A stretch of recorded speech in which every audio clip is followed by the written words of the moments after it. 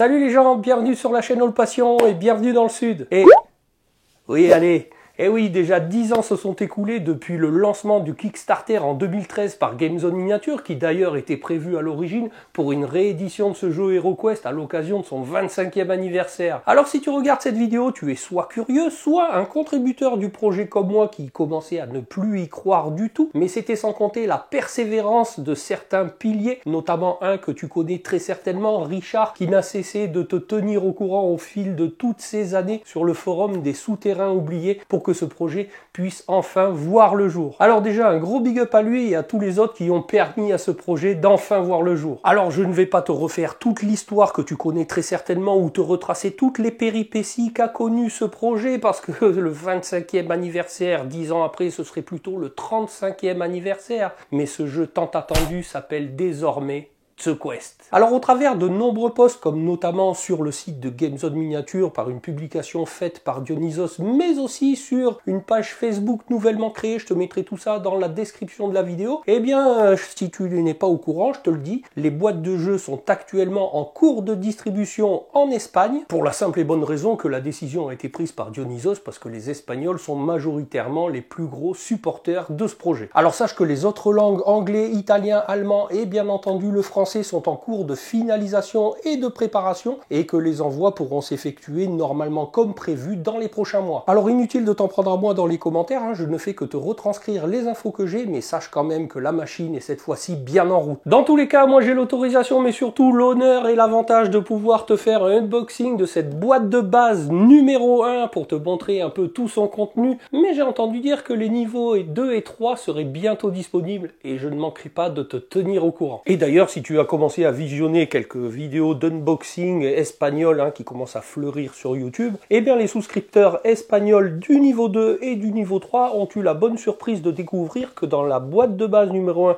qu'ils venaient de recevoir, eh bien se trouvaient également les figurines du niveau 2 et du niveau 3. Restera à recevoir plus tard lorsqu'ils seront finalisés et imprimés, pour eux, eh bien le livret d'aventure correspondant au niveau 3. Bien entendu que si toi tu es souscripteur comme moi que de la boîte de base numéro 1, eh bien on pourra se procurer le niveau 2 et le niveau 3 dans une boîte additionnelle lorsque celle-ci sera disponible sur le site de Gamezone. Alors moi, ce qui va m'intéresser dans un premier temps, c'est de m'intéresser justement aux figurines, parce qu'après avoir attendu autant de temps, il est hors de question que je dispute une partie de ce jeu avec des figurines non peintes. Et c'est d'ailleurs ce que je vais te proposer sur la chaîne à partir d'aujourd'hui, c'est des tutos d'assemblage, de montage de ces figurines et des schémas de peinture que j'aurais moi-même imaginé. D'autant que je ne pourrai te présenter ni le livret de règles, ni le livret d'aventure en français, puisque comme je viens de te l'expliquer, c'est en cours de finalisation et d'impression pour pouvoir garnir les boîtes pour les prochains envois. Alors si tu allais jeter un œil par curiosité sur les vidéos d'unboxing réalisées par les Espagnols qui ont reçu ce jeu, pour te rendre compte des formats de ce livret d'aventure et de ce livret de règles, je te mettrai quelques clichés par là, tu vas voir que le livret d'aventure est quand même plutôt épais, il y aura pas mal d'aventures à faire, et puis que c'est un format assez long à spirale, et que le livret de règles, ce n'est autre qu'un dépliant assez long. Alors, un jeu pas compliqué du tout, sur une face tu vas retrouver les règles basiques des The Quest, et de l'autre côté, ce sont des règles héroïques pour que tu vas pouvoir, quand tu auras maîtrisé les règles basiques, ajouter un peu plus de piment à tes parties. Il suffira que tu te donnes le mot avant de démarrer une partie et tu pourras rajouter un peu de piment, un peu des règles additionnelles. Quand tu maîtriseras les règles basiques, tu vas pouvoir agrémenter un peu plus tes parties avec des règles héroïques. C'est pour ça qu'au premier abord, en voyant toutes ces règles inscrites des deux côtés, ça pourrait te sembler être un jeu compliqué, mais je te rassure tout de suite, absolument pas. Tu vas pouvoir y jouer en famille et même avec les plus jeunes. D'ailleurs, j'ai aussi un message à te faire passer de la part de Richard, à savoir que les règles dans toutes les langues seront bientôt disponibles sous format PDF sur le site de thequest.com. Je te mettrai bien évidemment tout ça dans la description de la vidéo. Maintenant, pour tous ceux qui ont encore des doutes, je vais te montrer que tout le reste contenu à l'intérieur de cette boîte a bel et bien été traduit et imprimé en français notamment, mais également dans les autres langues. Et concernant le livret de règles et le livret d'aventure, si tu as vu la review espagnole, les illustrations, la mise en page et le format seront exactement les mêmes, les traductions étant en fait,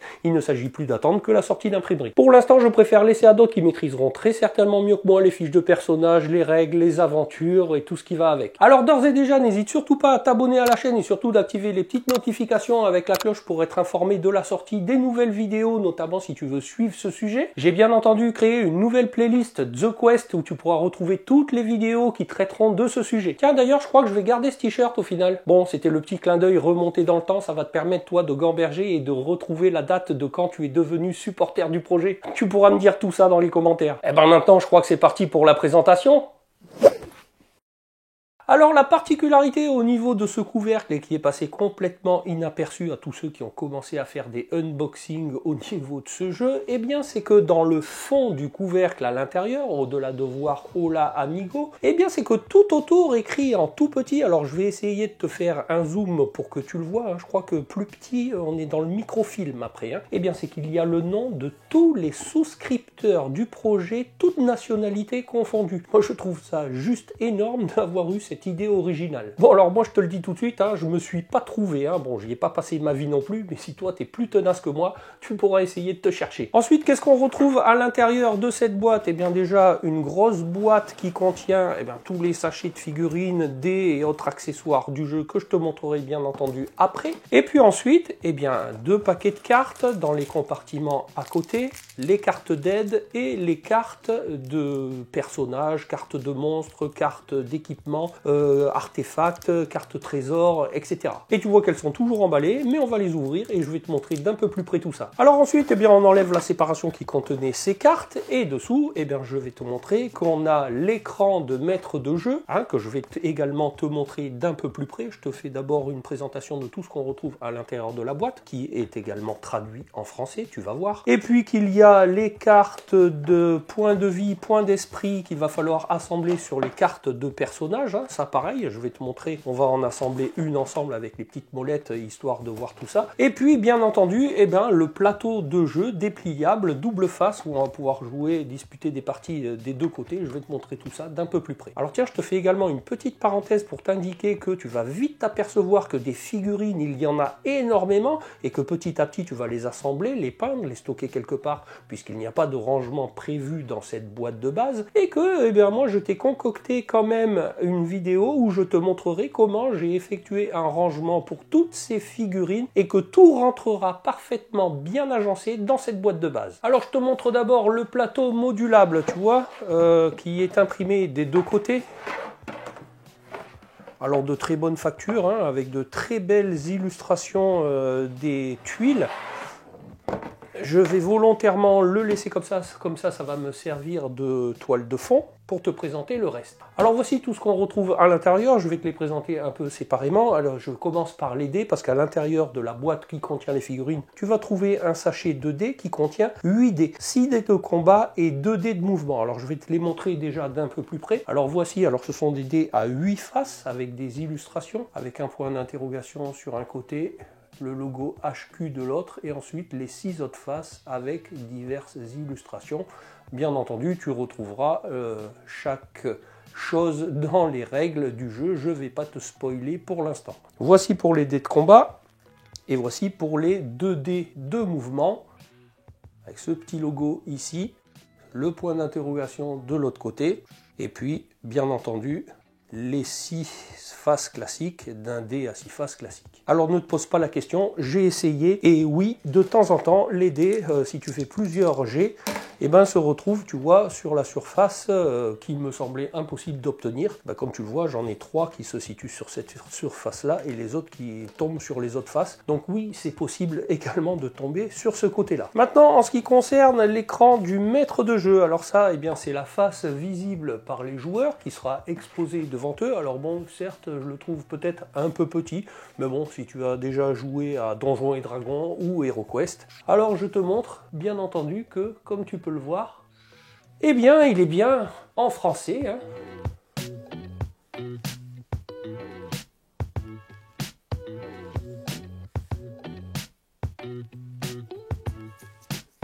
Voici pour le paravent du maître de jeu, la planche des points de vie, points d'esprit. Alors, regarde, on va déjà en détacher facilement un de chaque. Tu Tu vois, il suffit d'appuyer dessus pour que ça se détache parfaitement. Et on va assembler ça au hasard. Tiens, je prends la première carte de personnage du barbare, que je te montre d'un peu plus près. Comme ça, tu verras qu'elle aussi, elle est bien en français.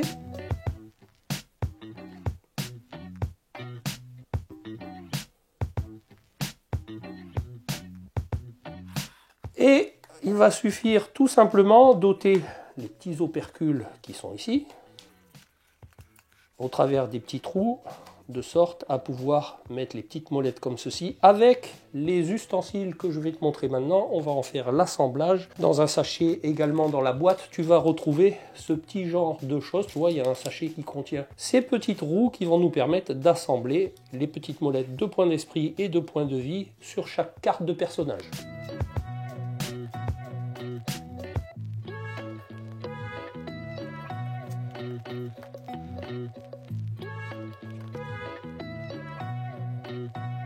Tu vois que c'est quelque chose qui se fait relativement assez bien, pas difficile du tout à assembler, que tout est bien prévu, de sorte à pouvoir marquer ici tes points d'esprit, et je vais faire exactement la même chose pour les points de vie.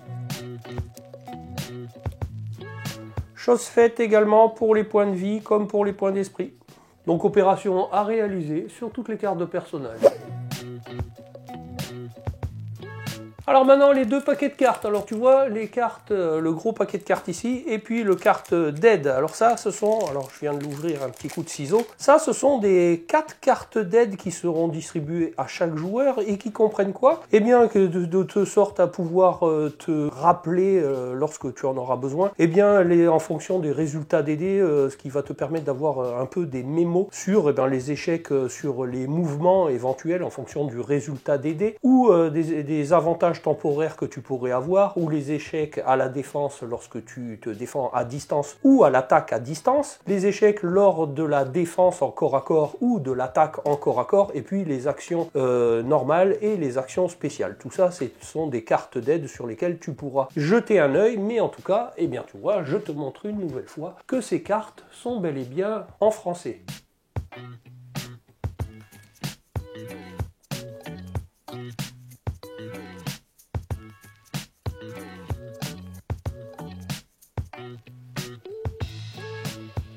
Et bien entendu des deux côtés.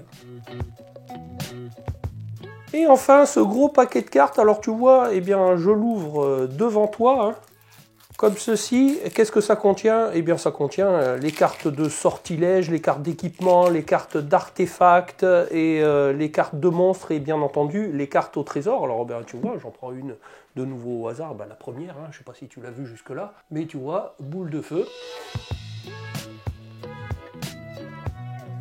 Arme enflammée, tu vois que toutes ces cartes sont bel et bien en français. Alors qu'est-ce qu'on y retrouve d'autre?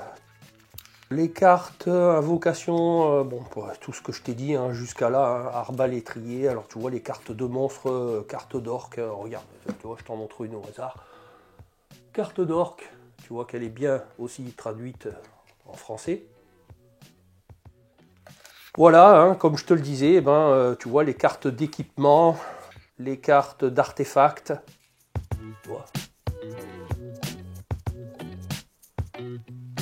et puis bon je te les passe comme ça, hein, et les cartes de trésors peut-être, ou alors ça c'est les trésors et puis les autres c'est les artefacts. Oui, ça doit être plutôt ça. Tu vois que tout est bien en français, hein, le miroir de Mirella par exemple, hein.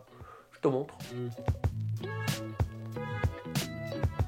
Bref, tu vois que tous ces accessoires sont bel et bien traduits et imprimés en français, donc il n'y a pas de raison que le reste n'arrive pas, hein. Maintenant, je te le dis, c'est prévu, c'est dans les tuyaux et tu vas pas tarder à recevoir tout ça pour pouvoir t'amuser. Alors dans cette boîte de base que tu as tant attendu, pratiquement une décennie, et bien maintenant tu t'es rendu compte qu'à l'intérieur il y avait de nombreuses choses et notamment beaucoup de sachets qui comprennent à la fois du mobilier et des figurines. Et tu vas même te rendre compte que si tu avais précommandé cette boîte, et bien tu auras eu aussi un sachet avec des figurines exclusives qui t'auront été réservées. Alors Gamezone Miniature a tenu toutes ses promesses et je vais te montrer tout ça et tu vas voir que ces figurines sont magnifiques. Alors à partir d'aujourd'hui, je vais te proposer toute une série de vidéos pour te montrer eh bien, la l'assemblage de toutes ces figurines jusqu'au mon propre schéma de peinture que je te propose. Bien entendu, tu pourras t'en écarter et peindre toutes tes figurines comme bon te semble. Moi, je te propose mon propre schéma de peinture façon tabletop, bien évidemment, pour profiter au mieux de ce jeu. Alors, dans un premier temps, je vais commencer par te montrer l'ensemble de ces sachets qui sont tous numérotés et tu vas voir qu'il y en a beaucoup. Alors voilà l'ensemble des sachets que tu vas pouvoir retrouver à l'intérieur de la boîte de base numéro 1. Comme tu peux le voir, il y a 12 sachets pour pouvoir faire l'assemblage des 46 premières figurines de ce jeu et ensuite le reste eh bien, comporte les 48 éléments de décor. Il y a ensuite un sachet non numéroté qui sont des figurines exclusives que GameZone a décidé de mettre à l'intérieur de cette boîte de jeu et ensuite un sachet qui comprend tous les socles transparents pour les figurines. Alors si tu me suis sur la chaîne, au niveau de ces socles, tu sais que moi dans d'autres univers j'ai plutôt l'habitude de traiter les socles de manière texturée. Et bien là pour le coup dans ce jeu toutes les figurines seront posées sur un socle transparent pour augmenter le côté immersif et pour pouvoir se marier au mieux sur le plateau de jeu. Alors dans tous les sachets qui comportent les personnages, bien évidemment tu vas retrouver tout ce qui était prévu. Tiens, je te mettrai un insert au milieu de l'écran, comme ça tu reverras un peu tout ce qu'il y a. Mais bien évidemment qu'il va y avoir les 8 héros, un barbare, une chasseuse, un couple de nains, un couple d'elfes, une enchanteresse et ensuite eh bien, les 38 adversaires, les momies, les zombies, les guerriers, les gobelins, les orques, le chef orc, les guerriers du chaos primordial. Bref, tout ce qui était prévu, tu le vois sur la photo que je t'ai mis en plein centre de l'écran. Concernant le mobilier, eh bien, il y a les portes ouvertes, fermées, des trônes, des armoires, des râteliers, une cheminée, un sarcophage, un puits. Comme tu peux le voir, tout ce qui était prévu est bien présent. Alors bien évidemment, je t'invite aussi à suivre mes vidéos parce que je te proposerai l'assemblage de tous ces éléments de décor et tu le verras qu'il y a quelques petites subtilités aussi à bien faire attention concernant par exemple les coffres où il y a des inserts interchangeables qu'on pourra placer à l'intérieur, mais également au niveau des bibliothèques, on choisira soit de coller les étagères, soit pas, pour pouvoir les glisser et aménager à ta convenance. Bref, je te présenterai tout ça en vidéo. Et maintenant, ce que je te propose, c'est de t'emmener avec moi pour te montrer comment je vais traiter les figurines contenues dans le sachet numéro 1.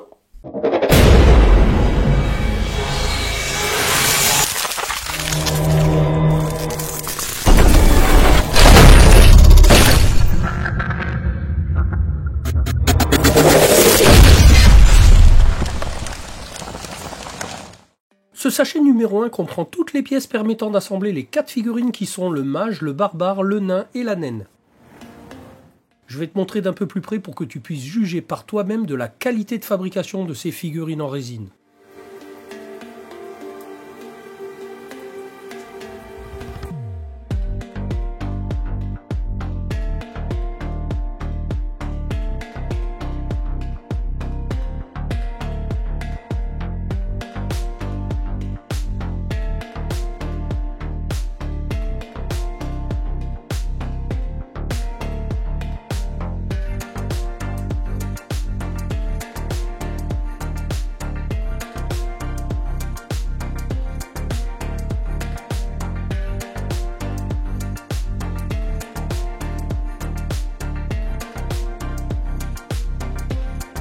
On en vient maintenant à la préparation de ces figurines qui, comme tu as pu le constater, comportent quelques petits résidus de moulage dont il va falloir se débarrasser à l'aide d'un scalpel et d'un ébarboir. Et tu verras qu'il n'y a rien de compliqué, ça s'enlève plutôt bien. Et ensuite se posera une petite interrogation pour toi de savoir si dès maintenant tu décides de procéder à l'assemblage de ces figurines ou si, comme moi, tu vas raisonner plutôt par sous-ensemble avant l'assemblage. Pourquoi? Tout simplement parce que je trouve personnellement certaines parties de figurines plus difficiles d'accès une fois assemblées. Par exemple, aller peindre la ceinture du barbare une fois que tu lui auras collé son épée à 2 mains, moi je préfère raisonner par sous-ensemble. Alors comme je le fais sur d'autres figurines, d'autres univers que je te présente parfois sur la chaîne, je vais tout simplement appliquer du liquide mask sur les endroits de collage de ces figurines avant même la mise en peinture. Et ensuite je pourrai enlever le liquide mask, procéder à l'assemblage, mais ça m'aura permis de peindre des zones inaccessibles. Alors si tu ne sais pas ce que c'est le liquide mask, je te mets une petite vidéo par là, tu iras voir. Et une fois ces 3 petites couches de liquide mask passées à 1/4 d'heure d'intervalle,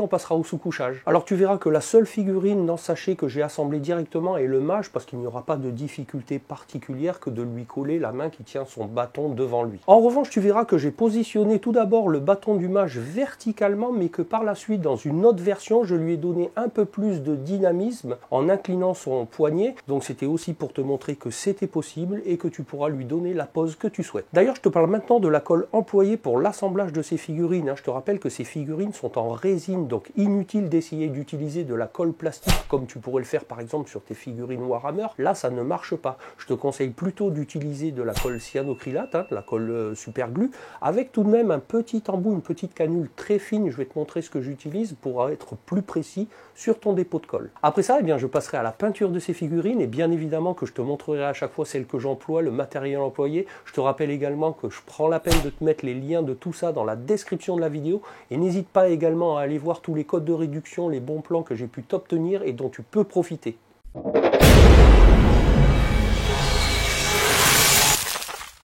Pour la préparation des figurines, et comme dit précédemment, je vais bien examiner chacune d'entre elles et enlever délicatement tous les supports de moulage à l'aide d'un scalpel ou d'une pince coupante de précision et peaufiner l'état de surface avec un ébarboir.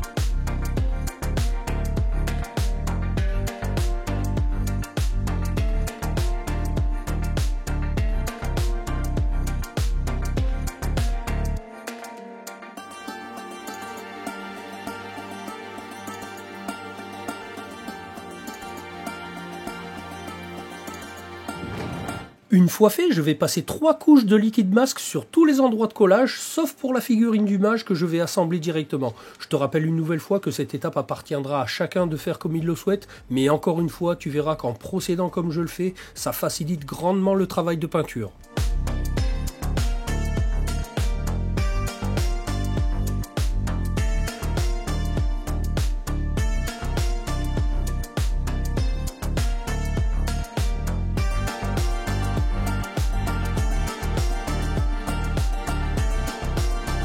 Et comme je t'ai dit juste avant, je procède au collage avec de la colle cyanocrylate munie d'une canule très fine.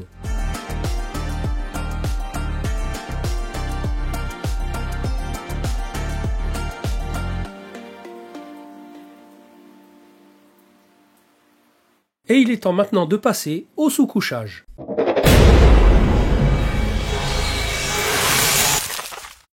Pour cette partie délicate, j'ai eu l'idée d'employer tout simplement du scotch double face pour faire tenir toutes les parties de figurine.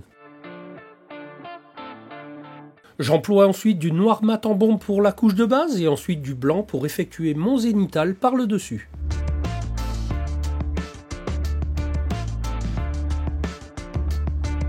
Alors je vais te montrer maintenant rapidement ce zénithal que j'ai effectué ne serait-ce qu'au sous-couchage de ces figurines, comme tu l'as vu, en les sous-couchant d'abord en noir et ensuite en sous-couchant par le dessus en blanc.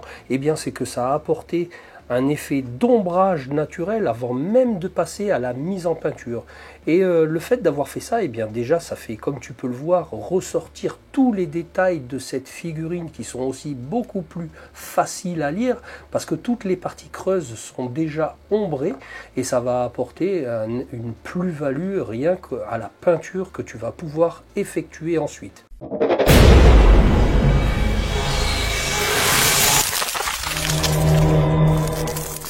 Alors j'ai fait le choix de commencer par la figurine du mage. Je ne pourrais pas te dire pourquoi, peut-être parce qu'après avoir attendu ce jeu pendant presque 10 ans, je me suis dit que je vivais peut-être un moment magique, va savoir. Je te laisse maintenant regarder toutes les étapes en images.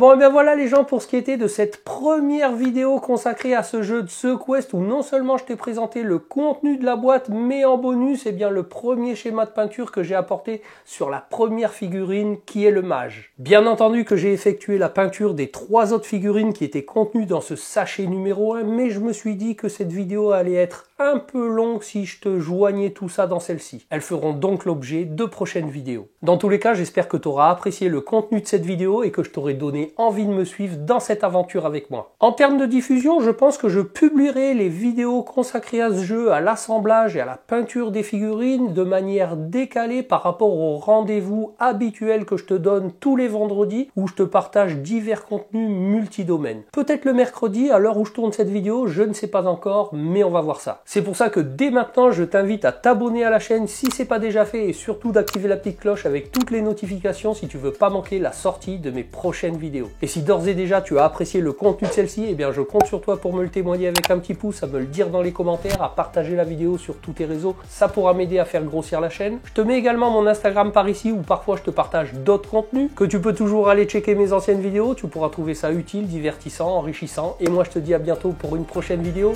Allez, salut les gens!